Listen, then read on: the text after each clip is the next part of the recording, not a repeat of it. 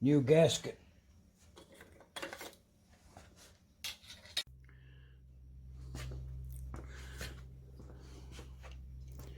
Well, as to the angle of light, this shiny part up in this end up here, that's the head space, the combustion chamber. The head protrudes into that quarter inch or so. So I'll rotate the flywheel and we'll see what the piston looks like. And it's the ever-present swirl mark with the top of the piston.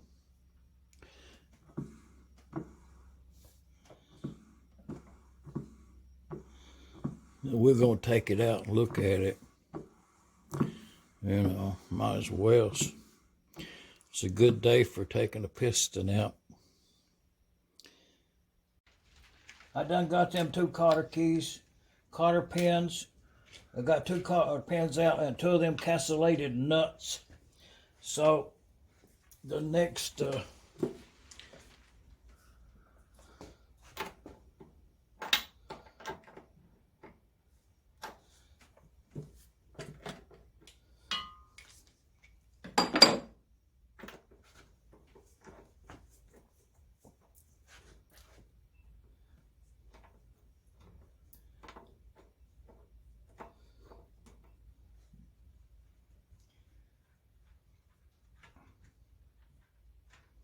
it's a thin jam nut system there. 2 of them locks together.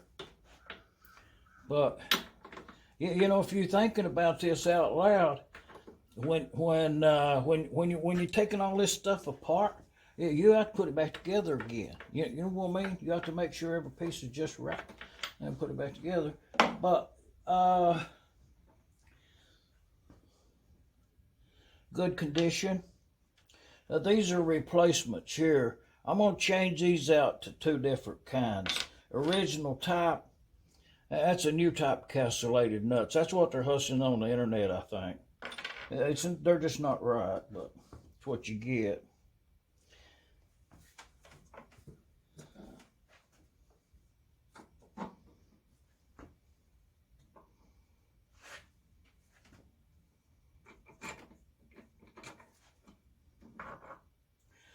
Well, there's one big shim. They're worn out, so they have to be replaced.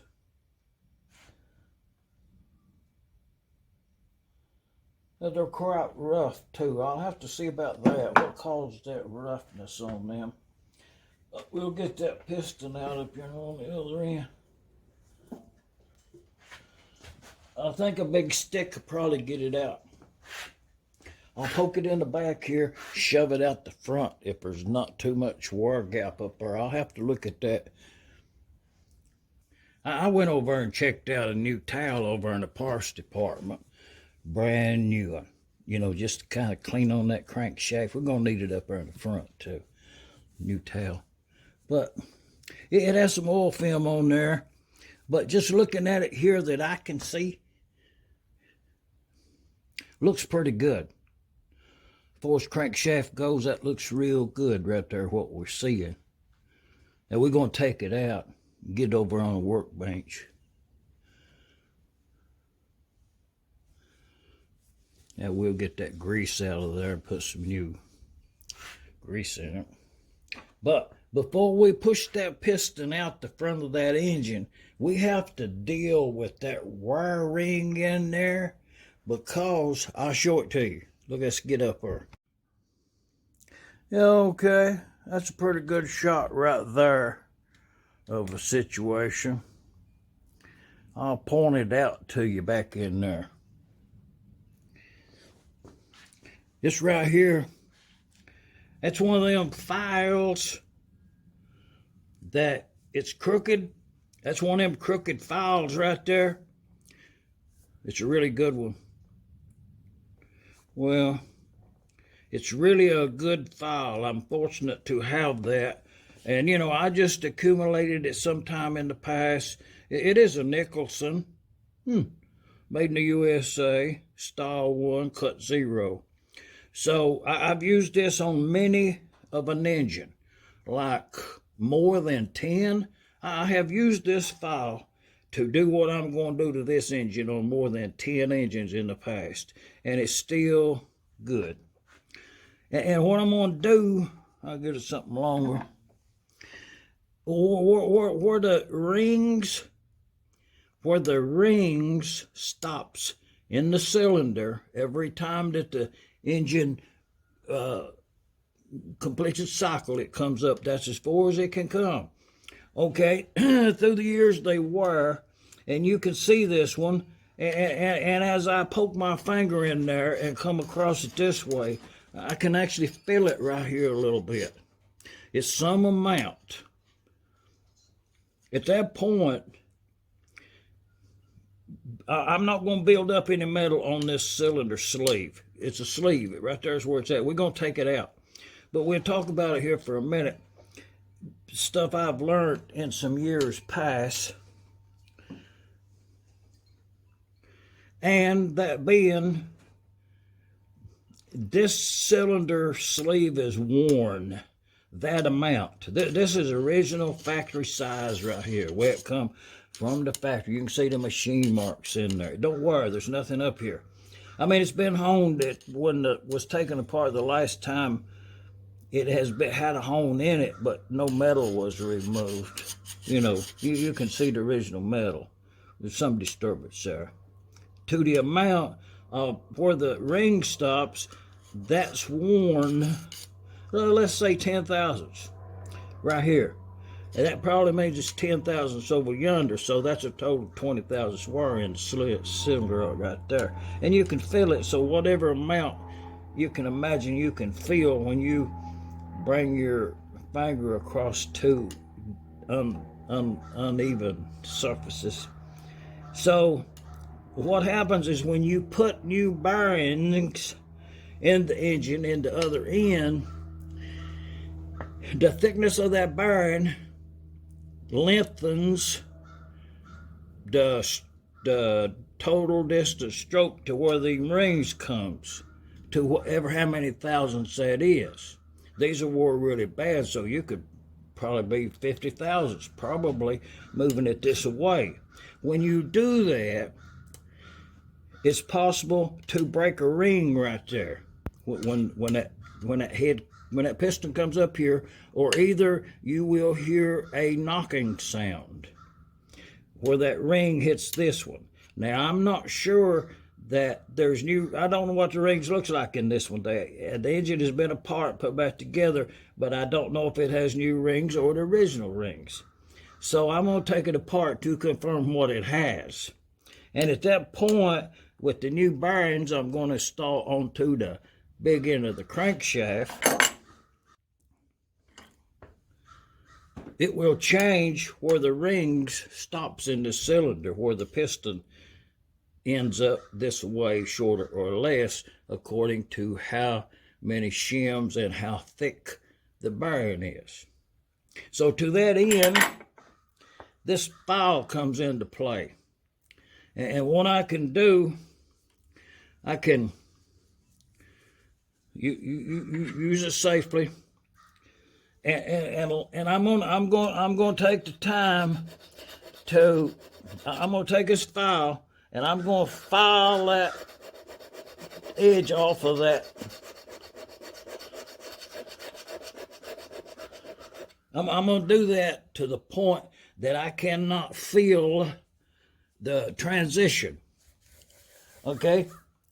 From now on, when you look in this cylinder, you'll look in there and you'll say, what happened to that? Now you'll know the reason to do that onto your engine. Remove that wire step. And but you just, I'm just going to file that away, probably a half inch, whatever it takes in order to to eliminate that.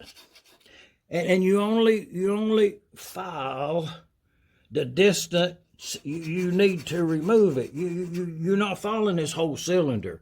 You're only filing a very thin line right there.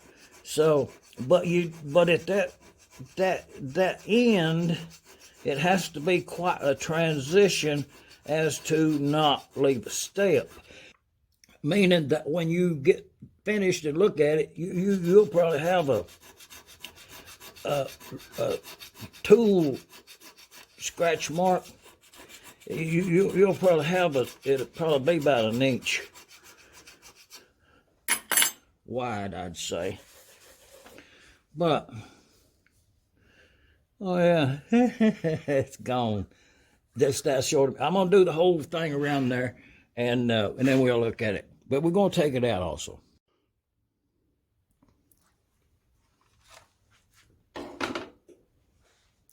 With poor light conditions,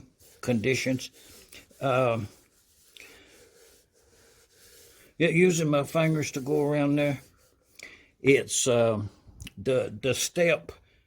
I cannot feel the step part right there, so I think that the rings will slide right up along the side of that. I'll put a little oil in there. We'll knock it out and see what we got. But I may add, this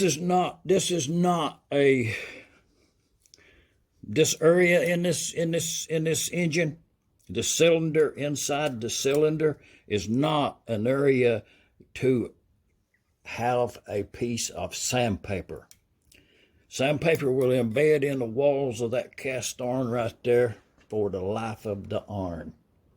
I'm just saying, do not use sandpaper to remove that lip right there. Just saying, no sandpaper in the cylinder bore.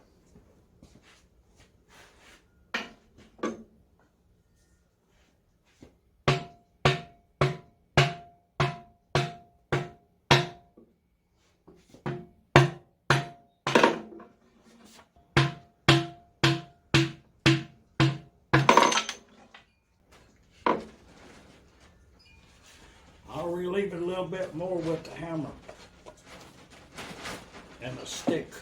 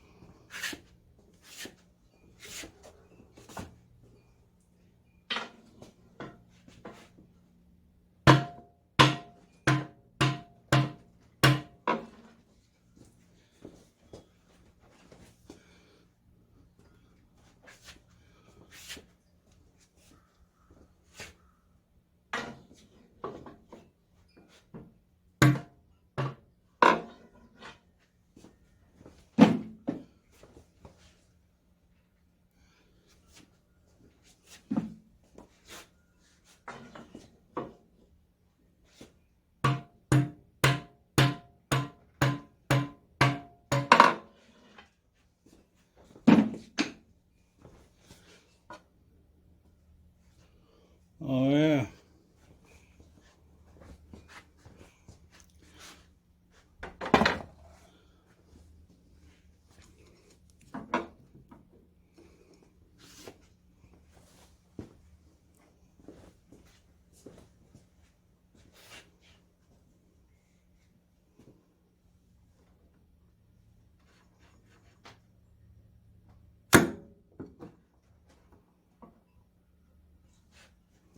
I poked it up from the back there. But now the question is, well, I'll show you something. You seen the way that piston came out of that cylinder? I'll show you something that's It could be part of the problem of this engine not running, not having enough intake. It's one of those situations where that if you have one thing wrong with your engine, I should say that. This being the perfect example of, if you've got one thing wrong with your engine, it won't matter at all, Something wore about halfway, engine will run. You got two things that's worn about halfway, engine still run, You got a half a dozen things worn on the engine. Okay, at some point on these engines, there comes that problem, that worn part, that whatever the reasoning, it's one more thing wrong with the engine to the point that it don't function right. At that point, you have to go back and fix all of those parts that's worn up to a point using sensible thinking. But this is just another part of this engine having problems, the reason it's on the workbench today. And you never know why this happens. I have took them out before when the be perfect alignment of the ring gap. But I show you what I seen. I didn't move the camera, if you notice, with intent. But we'll, if we can. These, well, I'm going to get a better position on that.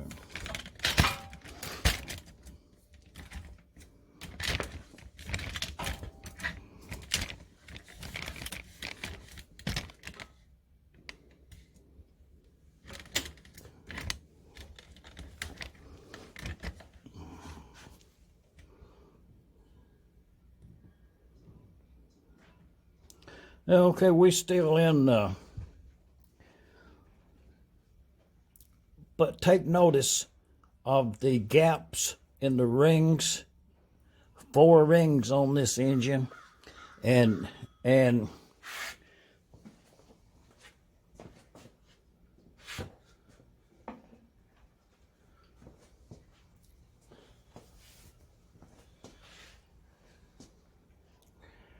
the ideal situation is this gap right here and this gap right here, which is pretty close to that. I shouldn't have moved it. It's pretty close to that gap. Okay, your air can go right down through there and one step over and down that way. Okay, the other ring gap is right there and the other ring gap is right here. So that right there contributes to the problem of not having intake suction, make your compensating valve work correctly. So this ring right here should go completely around on the other side. Okay, this one right here like supposed to go a quarter up, I think, and this one right here, it's like to be opposite of that one, a quarter down this way. Some dimension like that. Now when the compression goes by this gap right here, it has to go completely around the ring to get out over there. I'm just saying, when I set that right, them is used rings right there. I've done already laid in a new set for it just in case. We'll see how much they're worn. But this is the reason I would elect to put a new set of rings in this engine is we'll get out there and look and see how much them is worn and what the situation. Looks like it's kind of rounder, but also it looks pretty thick.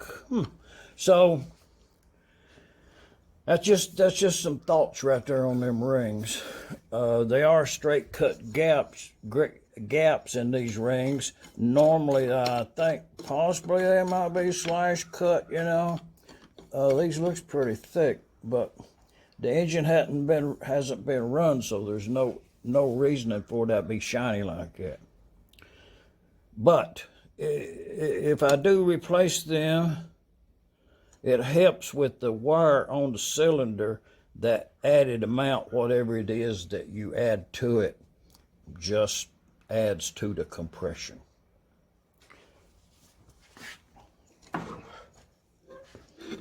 Oil holes in the top right there.